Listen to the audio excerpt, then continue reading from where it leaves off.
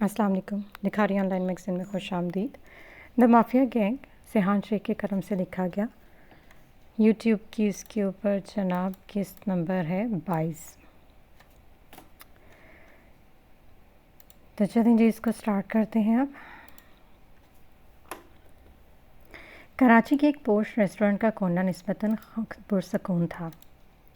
مدھم روشنی، ہلکی موسیقی اور لوگوں کی دھیمی آوازیں ماحول کو عام بنا رہی تھیں، مگر اس ٹیبل پر بیٹھے دو لوگوں کے لیے سب کچھ عام نہیں تھا. کومل سامنے بیٹھی تھی. چہرے پر بے چینی صاف نظر آ رہی تھی. وہ بار بار اپنے ہاتھوں کو آپس میں مروڑ رہی تھی، جبکہ اس کے سامنے بیٹھا جمی اسے غور سے دیکھ رہا تھا. تم پھر لیٹ آئی ہو، جمی نے ہلکے سے جھنجھلاتے ہوئے کہا. گھر سے نکلنا آسان نہیں ہے، ہر وقت کوئی نہ کوئی نظر رکھتا ہے، کومل نے فوراً جواب دیا. جمی کرسی سے تھوڑا سا پیچھے ہوا. اور کب تک یہ سب چلے گا کومل؟ چند لمحوں کی خاموشی چھا گئی. وہ لوگ کبھی نہیں مانیں گے، کومل نے دھیمی آواز میں کہا. کبھی بھی نہیں. جمی نے سیدھا اس کی آنکھوں میں دیکھا. تو پھر ہمیں خود فیصلہ کرنا ہوگا. کومل کا دل زور سے دھڑکا. کیا مطلب؟ ہم یہاں سے چلے جاتے ہیں ہمیشہ کے لیے. وہ ایک لمحے کو ساکت رہ گئی. تم کہہ کیا رہے ہو؟ میں وہی کہہ رہا ہوں جو سچ ہے. تمہارے گھر والے کبھی مجھے قبول نہیں کریں گے اور میں تمہیں کسی اور کا ہوتے ہوئے نہیں دیکھ سکتا.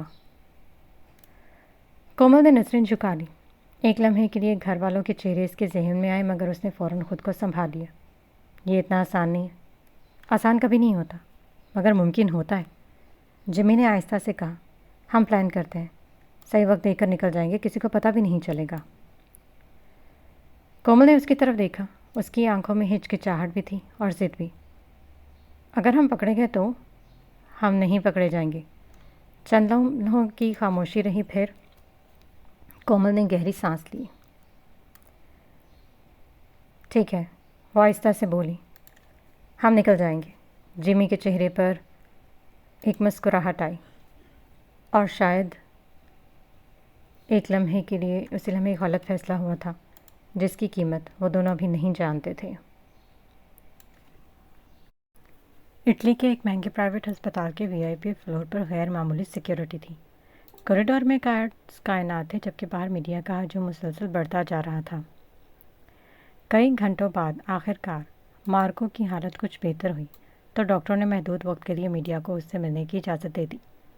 کمرے کے اندر کیمرے آن تھے اور رپورٹرز اپنی جگہ سنبھال چکے تھے. مارکو بیڈ پر نیم دراز تھا. کندھے پر پٹی بندھی ہوئی تھی اور چہرے پر کمزوری کے باوجود غرور واضح تھا. مسٹر مارکو، آپ پر حملہ کس نے کیا؟ ایک رپورٹر نے فوراً سوال کیا. مارکو نے چند لمحے خاموشی سے سب کو دیکھا، جیسے الفاظ چن رہا ہو. یہ کوئی عام دشمن نہیں تھا. کمرے میں موجود ہر شخص چونک گیا. کیا آپ کو حملہ آور کے بارے میں کچھ معلوم ہے؟ دوسرا سوال فوراً آیا. مارکو کے لبوں پر ہلکی سی مسکراہٹ آئی، مگر آنکھوں میں نفرت تھی. اس نے خود کو چھپانے کی پوری کوشش کی. مگر میں اسے ڈھونڈ نکالوں گا. کیمرے مزید قریب آ گئے. کیا یہ کسی مافیا گروپ کا کام ہے؟ مارکو نے گہری سانس لی. یہ ذاتی ہے اور ذاتی حساب میں کبھی ادھورا نہیں چھوڑتا. کمرے میں خاموشی چھا گئی. اور جو بھی اس کے پیچھے ہے وہ اب نہیں بچ پائے گا. یہ کہتے اس نے نظریں ہٹا لی، جیسے بات ختم ہو چکی ہو. رپورٹرز کو باہر نکال دیا گیا، مگر اس ایک بیان نے پوری میڈیا کو مزید بھڑکا دیا تھا. فارس کرسی پر جھکا بیٹھا تھا اور اس کی انگلیاں کی بورڈ پر تیزی سے چل رہی تھیں. باقی تینوں اس کے ارد گرد کھڑے تھے اور خاموشی سے اس کی طرف دیکھ رہے تھے. کچھ ملا؟ عدنان نے دھیمی آواز میں پوچھا. فارس نے نفی میں سر کو جنبش دی اور دوبارہ اپنے کام میں لگ گیا. چند لمحے گزرے. پھر اس نے آہستہ سے کہا. مل گیا. فیضی فوراً آگے بڑھا. کیا؟ فارس نے اسکرین ان کی طرف موڑی. عابد حسین نام واضح طور پر اسکرین پر لکھا ہوا تھا. کمرے کی فضا یکدم بدل گئی. حارث کی مٹھی بھینچ گئی. آخر کار فارق نے آہستہ آہستہ اسکرین پر معلومات کھولتے ہوئے کہا. اس کی پوری شناخت بدل دی گئی ہے. جعلی شناخت نے اس نے کئی جگہوں کا سفر کیا. اسکرین پر مختلف سفری ریکارڈر شناختی تفصیلات سامنے آ رہی تھی. لندن، دبئی، میلان. فیضی نے پڑھتے ہوئے یہ کہا. یہ چھپا نہیں تھا، بس نظروں سے اوجھل تھا. وہ ہمیشہ سے ایسے ہی تھا، سامنے نہیں آتا مگر کھیل وہی چلاتا ہے. فارس نے گہری آواز میں کہا. اس بار اسے نہیں چھوڑیں گے. حساب مکمل ہوگا. فیضی نے دانت بھینچے. ہم اپنا انتقام کبھی ادھوری نہیں چھوڑتے. مافیا بوائز کی ایک ساتھ آواز گونجی. شہر سے کچھ فاصلے پر واقع مارکو کی سب سے بڑی کیمیکل فیکٹری روشنیوں میں نہا رہی تھی۔ سیکیورٹی پہلے سے زیادہ سخت تھی، ہر گیٹ پر گارڈز، ہر زاویے پر کیمرے، اور اندر مشینری کی آوازیں مسلسل گونج رہی تھیں۔ سب کچھ نارمل لگ رہا تھا، مگر آج رات سب ختم ہونے والا تھا۔ پچھلے حصے میں اندھیرے کے سائے خاموشی سے حرکت کر رہے تھے۔ سیاہ لباس میں ملبوس لوگ دیواروں کے ساتھ ساتھ آگے بڑھ رہے تھے، جیسے ہر قدم پہلے سے پلان ہو۔ پوزیشن ریڈی، ایک آدمی نے جھک کر سیکیورٹی لاک بائی پاس کیا۔ چند سیکنڈز اور دروازہ کھل گیا۔ وہ سب اندر داخل ہو گئے، لیکن اندر جانے سے پہلے انہوں نے سیکیورٹی فریکوینسی جیم کر دی تھی۔ قدم ہلکے، سانسیں قابو میں، اور مقصد صرف تباہی۔ وہ الگ الگ سمتوں میں بٹ گئے، کوئی کیمیکل سٹوریج کی طرف، کوئی پاور روم، کوئی مین لائن کی طرف۔ سب کے پاس چھوٹے چھوٹے مگر خطرناک ڈیوائسز تھیں۔ ٹائمر سیٹ کرو، 5 بجے، 4:58، 4:59 اور 5۔ ہر گزرتا سیکنڈ مارکو کی سلطنت کو ختم کرنے کے قریب لے کر جا رہا تھا۔ ایک گارڈ کو کچھ عجیب لگا، وہ پیچھے پلٹا، لیکن اسی وقت ایک سائلنسر والی گولی نے اس کو کچھ بولنے سے پہلے ہی خاموش کر دیا۔ موو 3۔ فیکٹری کے اندر سب کچھ ایسے ہی چل رہا تھا، مگر یہ ایسا تھا جیسے کچھ ہوا ہی نہ ہو، مگر چند منٹوں میں ہی، یہ صرف چند منٹوں کا ہی دھوکہ تھا۔ خفیہ کیمرہ، دیوار پر نصب ایک بڑی سی اسکرین، سامنے بیٹھی کوئین ایک ایک حرکت پر نظریں رکھی ہوئی تھی۔ آنکھیں اسکرین پر جمی ہوئی تھی، جہاں فیکٹری کا ہر کونا دکھ رہا تھا۔ اس کے لبوں پر ہلکی سی مسکراہٹ آئی۔ ٹائم ختم ہونے والا ہے۔ اس کے ساتھ کھڑا لورینزو خاموش تھا۔ یہ صرف نقصان نہیں ہوگا، اس نے کہا، یہ اس کی سانسیں کم کرے گا۔ آئرا نے بغیر اسے دیکھے جواب دیا۔ 10، 9۔ ایک مزدور نے جلنے کی بو محسوس کی، مگر 3، 2، 1۔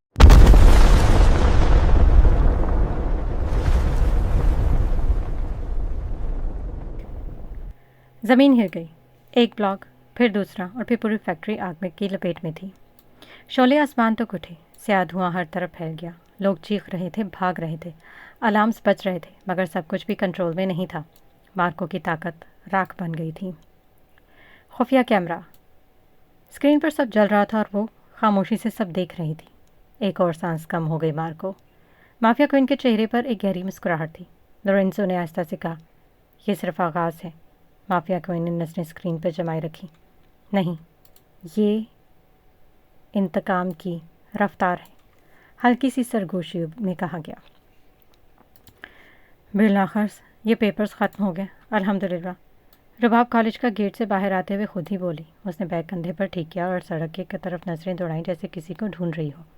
چند لڑکیاں گیٹ کے پاس کھڑی ہنستے بولتے گھروں کو جا رہی تھیں۔ اسی لمحے ایک سیاہ مرسڈیز آہستہ سے آ کر کچھ فاصلے پر رکی۔ اوئے، یہ گاڑی کس کی ہے؟ ایک لڑکی نے فوراً کہا۔ دروازہ کھلا اور ابان شاہ باہر نکلا، سادہ لباس، سیدھا انداز، اور وہی کانفیڈنس جو کسی کو بھی متوجہ کرنے پر مجبور کر دے۔ اوہ ہائے، کسی نے دبی آواز میں کہا، یہ تو پورا ہیرو لگ رہا ہے۔ دوسری نے ہنستے ہوئے کہا۔ کچھ لڑکیاں فوراً سیدھی ہو کر کھڑی ہوئیں، جیسے ان کو بھی یاد آ گیا کہ وہ کیسی دکھ رہی ہیں، مگر ابان ان سب سے بے پرواہ سیدھا رباب کی طرف بڑھ رہا تھا۔ رباب نے حیرت سے اپنے بھائی کو دیکھا، جیسے اس کو یقین نہیں آ رہا کہ ابان اس کو لینے کے لیے آیا، کیونکہ وہ اسے ہمیشہ ڈرائیور لینے آتا تھا۔ بھائی، آپ؟ رباب حیرت اور خوشی کے ملے جلے تاثرات لیے ابان سے بولی۔ ابان شاہ نے بھویں سکوڑ کر جیسے پوچھنا چاہتا ہو کہ کیوں، میں نہیں آ سکتا کیا؟ نہیں، میرا مطلب ہے کہ آپ کیوں آئے ہیں؟ ڈرائیور کہاں ہے؟ جلدی سے اپنی کیفیت پر قابو پاتے ہوئے اس نے پوچھا۔ میں نے سوچا آج تمہارا آخری دن ہے اس کالج میں، تو کیوں نہ تمہارے دل کی خواہش پوری کی جائے، اس نے پیار سے اس کے سر پر ہاتھ رکھتے ہوئے کہا۔ رباب ہمیشہ سے چاہتی تھی کہ وہ بھی دوسری لڑکیوں کی طرح اپنے بھائی کے ساتھ کالج جائے، اور آج اس کی یہ خواہش بھی پوری ہو گئی تھی۔ رباب کی آنکھوں میں ایک لمحے کے لیے چمک آ گئی تھی، مگر اگلے ہی لمحے اس نے خود کو سنبھالتے ہوئے ہلکا سا منہ بنایا۔ اچھا جی، تو میری خواہشیں بھی آپ کو یاد رہتی ہیں؟ اس نے ہلکے طنزیہ انداز میں کہا۔ ابان شاہ نے ایک نظر اس پر ڈالی۔ ضرورت پڑے تو سب یاد رہتا ہے۔ رباب نے آنکھیں گھمائی۔ ضرورت؟ واہ بھائی واہ۔ پیچھے کھڑی لڑکیوں کی سرگوشیاں اب واضح اور ہو گئی تھیں۔ یہ اس کا بھائی ہے نا؟ ہاں یار، لگ تو وہی رہا ہے، لیکن سیریسلی اتنا کول بھائی کسی کا کیسے ہو سکتا ہے؟ ایک لڑکی نے حسرت سے کہا۔ رباب نے یہ سن کر ہونٹ دبائے تاکہ ہنسی باہر نہ آئے۔ لو جی، آپ کی فین فالوئنگ تو یہاں بھی نکل آئی، وہ آہستہ سے بولی۔ ابان نے بے پرواہی سے دروازہ کھولا۔ گاڑی میں بیٹھو۔ اس کا حکمی انداز دیکھ کر رباب خاموشی سے گاڑی میں بیٹھ گئی۔ ابان بھی ڈرائیونگ سیٹ پر بیٹھا۔ گاڑی سٹارٹ ہو کر آہستہ آہستہ آگے بڑھ گئی، جبکہ پیچھے کھڑی لڑکیاں اب بھی انہیں کے بارے میں سرگوشیاں کر رہی تھیں۔ فیکٹری کے ملبے سے اب بھی دھواں اٹھ رہا تھا اور ریسکیو ٹیمیں اپنی پوری کوشش کر رہی تھیں۔ چاروں طرف افراتفری تھی، لوگ بھاگ رہے تھے، کوئی زخمیوں کو اٹھا رہا تھا اور کوئی صرف تماشا دیکھ رہا تھا۔ اسی ہجوم میں ایک لڑکی بھی موجود تھی، چہرے پر ہلکا سا نقاب ڈال رکھا تھا۔ وہ باقی لوگوں کی طرح گھبرائی ہوئی نہیں لگ رہی تھی، بلکہ اس کی نظریں بار بار پیچھے جلتی ہوئی فیکٹری کی طرف جا رہی تھیں۔ اسی لمحے وہ کسی سے ٹکرائی اور اس کے چہرے پر موجود نقاب ایک طرف سرک گیا۔ صرف چند سیکنڈز، مگر اتنے کافی تھے۔ ہجوم میں کھڑا ایک نوجوان جو پہلے ہی ویڈیوز بنا رہا تھا، اس نے فوراً اس لڑکی کی تصویر کیپچر کر لی تھی۔ لڑکی نے فوراً نقاب واپس درست کیا اور بغیر کسی گھبراہٹ کے وہاں سے نکل گئی، جیسے کچھ ہوا ہی نہ ہو۔ نوجوان نے تصویر کو غور سے دیکھا۔ یہ عام لڑکی نہیں لگ رہی۔ چند منٹ بعد وہی تصویر سوشل میڈیا پر اپلوڈ ہو چکی تھی۔ کیا ہے یہ وہ لڑکی جس نے مارکو پر حملہ کیا؟ پوسٹ تیزی سے وائرل ہونے لگی، لوگ کیا سرائیاں کرنے لگے۔ نیوز پیجز نے تصویر اٹھا لی اور دیکھتے دیکھتے ہر جگہ پر پھیل گئی۔ مگر کسی کو یہ معلوم نہیں تھا کہ جس چہرے کو وہ دیکھ رہے ہیں وہ حقیقت نہیں تھا۔ مارکو کا آفس کا دروازہ کھلا، وہ تیز قدموں سے اندر آیا۔ اس کے چہرے پر پٹی تھی، مگر آنکھوں میں صرف آگ۔ یہ کیسے ہوئے؟ اس کی آواز پورے کمرے میں گونجی۔ کوئی جواب نہ دے سکا۔ میں نے پوچھا یہ کیسے ہوا؟ اس نے میز پر ہاتھ مارا۔ شیشے کا گلاس نیچے گر کر ٹوٹ گیا۔ ایک گھبرا کر آدمی آگے بڑھا۔ سر، ہمیں لگتا ہے کہ مارکو اب اس کے بالکل قریب آ گیا۔ مجھے تمہارا لگتا ہے نہیں چاہیے، مجھے جواب چاہیے۔ کمرے میں کھڑے سب لوگ سانس روکے کھڑے رہے۔ سیکیورٹی کہاں تھی؟ کیمرے کہاں تھے؟ میرے آدمی کہاں مر گئے تھے؟ ہر سوال کے ساتھ اس کی آواز بلند ہوتی جا رہی تھی۔ ایک اور آدمی نے ہمت کی۔ سر، یہ ایک پلانڈ اٹیک تھا، انہوں نے… مارکو نے پاس رکھا گلدان اٹھا کر دیوار پر دے مرا۔ مجھے بتاؤ کہ وہ اندر کیسے آئے؟ خاموشی، موت جیسی خاموشی۔ اس نے گہری سانس لی، مگر غصہ کم نہیں ہوا۔ میری سب سے بڑی فیکٹری تباہ ہو گئی۔ اس کی مٹھی بھج گئی۔ اور تم سب کھڑے تماشا دیکھ رہے تھے؟ اس نے ایک ایک کو دیکھا، کوئی نظریں نہ اٹھا سکا۔ وہ آہستہ سے چلتا ہوا کھڑکی کے پاس جا کر کھڑا ہوا۔ باہر شہر کی روشنیاں تھیں، مگر اس کی دنیا تو جل چکی تھی۔ یہ حادثہ نہیں تھا، اس نے دھیمی مگر خطرناک آواز میں کہا۔ یہ پیغام تھا۔ کمرے میں کھڑے سب لوگ چونک گئے۔ وہ مڑا، آنکھوں میں سرد غصہ تھا۔ جس نے بھی یہ کیا ہے… ایک لمحے کا وقفہ۔ وہ مجھے چیلنج کر رہا ہے۔ اس کے لبوں پر ہلکی سی مسکراہٹ تھی، مگر وہ مسکراہٹ ڈرا دینے والی تھی۔ اور میں چیلنج قبول کرتا ہوں۔ وہ سیدھا کھڑا ہوا۔ پورا نیٹ ورک بلاک کر دو، ہر بندے کو لگا دو۔ مجھے نام چاہیے، مجھے چہرہ چاہیے، مجھے وہ زندہ چاہیے۔ اس کی آواز اور نیچی ہو گئی۔ کمرے میں ایک سرد لہر دوڑ گئی۔ کیونکہ وہ آہستہ سے بولا، اسے مرنے سے پہلے سمجھنا ہوگا اس نے کیا جلایا ہے۔ پاکستان کی دوپہر اپنے عروج پر تھی۔ شہر کی سڑکوں پر گاڑیوں کا شور، ہارنز کی آوازیں اور لوگوں کی بھاگ دوڑ معمول کے مطابق جاری تھی، مگر ایک 5 اسٹار ہوٹل کے پرائیویٹ کانفرنس روم میں ماحول ان سب سے مختلف تھا۔ وہاں ایک عجیب سی سنجیدگی اور بھوجل خاموشی چھائی ہوئی تھی۔ ابان شاہ ونڈو کے قریب کھڑا تھا، بازو سینے پر باندھے، نظریں باہر دوڑتی ہوئی ٹریفک پر جمی ہوئی، مگر حقیقت میں وہ کچھ دیکھ نہیں رہا تھا۔ ٹیبل کے گرد فارس، حارث، عدنان اور فیضان بیٹھے تھے۔ سب کے چہروں پر ایک ہی طرح کا تناؤ واضح تھا۔ خاموشی کو توڑتے ہوئے فارس نے گہری آواز میں کہا، پہلے ہمراہ اور اب فیکٹری۔ کمرے میں ایک لمحے کے لیے سناٹا چھا گیا۔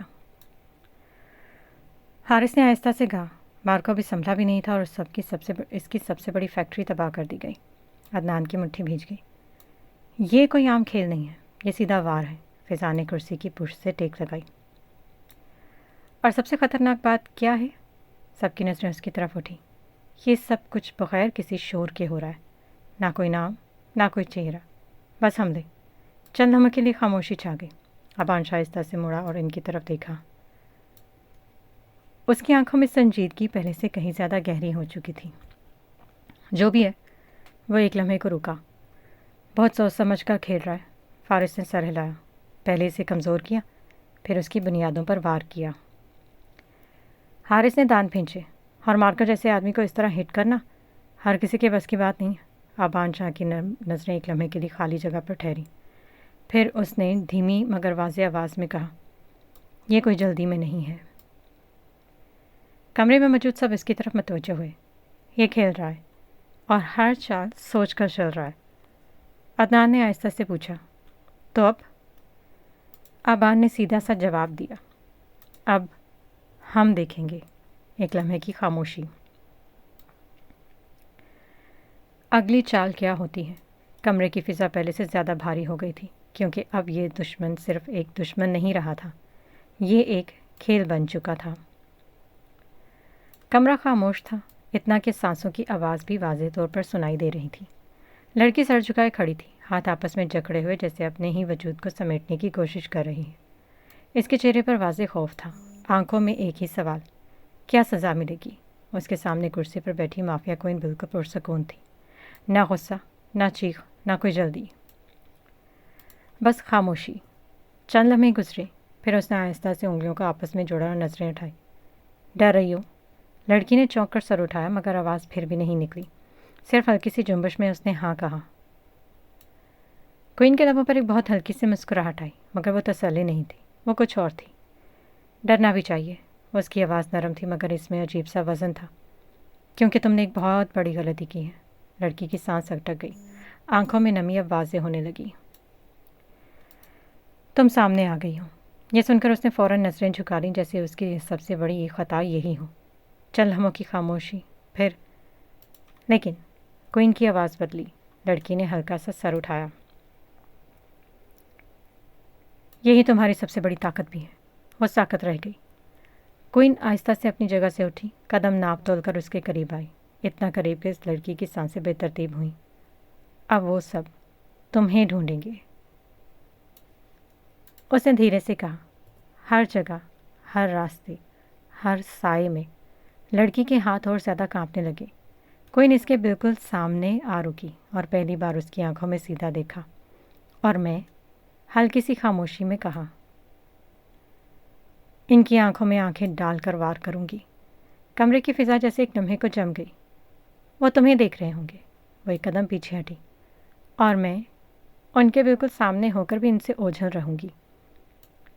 لڑکی اب بھی سمجھنے کی کوشش کر رہی تھی۔ خوف کے ساتھ ایک نئی الجھن اس کے چہرے پر آ گئی۔